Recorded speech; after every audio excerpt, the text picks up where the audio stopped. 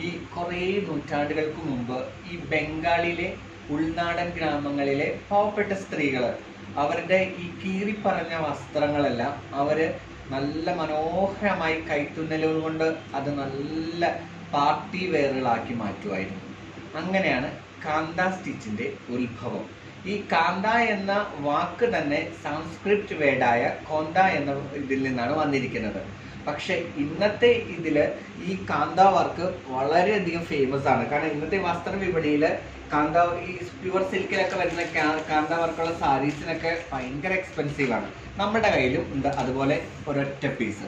ഇത് കണ്ടോ, ഇതൊരു ഡുപ്പിയൻ സിൽക്കിൽ വരുന്ന കാന്ത വർക്കുള്ള സാരിയാണ്.